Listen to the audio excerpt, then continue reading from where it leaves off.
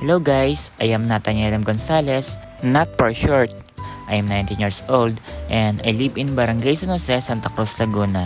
At nag-aaral ako ngayon ng Bachelor of Science in Hospitality Management sa Laguna State Polytechnic University sa Santa Cruz, Laguna. Gusto niyo ba malaman ang hobbies ni Nat?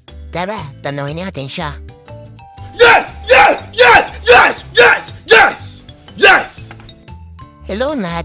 Ano-ano ba ang mga hobbies mo? Ang isa sa aking libangan ay basketball.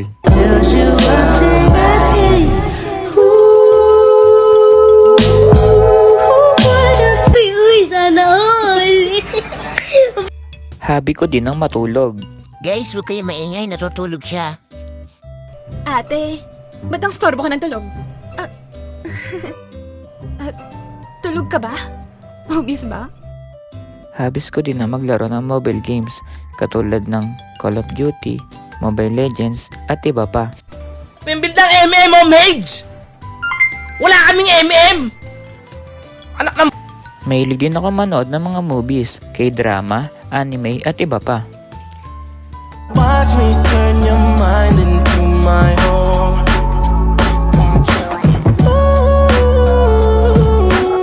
At ang pinaka-hobby ko sa lahat ay ang makasama ang girlfriend ko. Uy, sana all! Wanna let you know, waves can shake us, cyclones can break us, hurricanes can take away our love. Hi, sana all. Tama na yon guys, baka kinikilig na kayo. Ngayon naman, tatanungin natin ang background ng pag-aaral ni Nat. Nat, saan ka ba nag-aral ng elementary, high school, at senior high?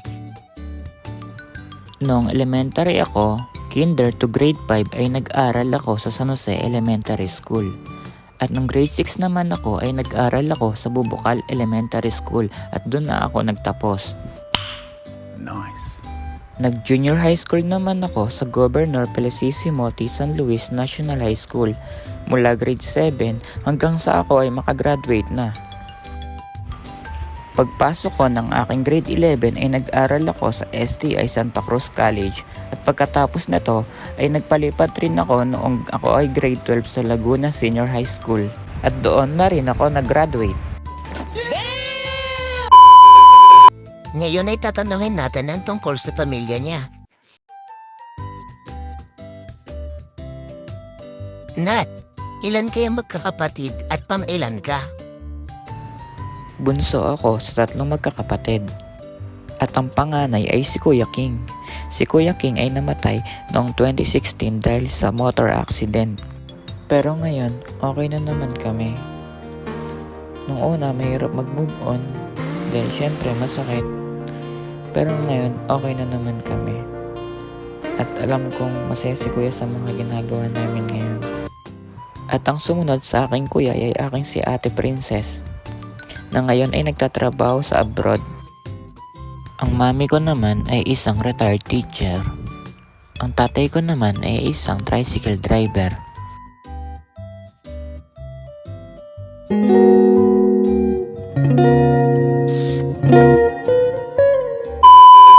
May personality.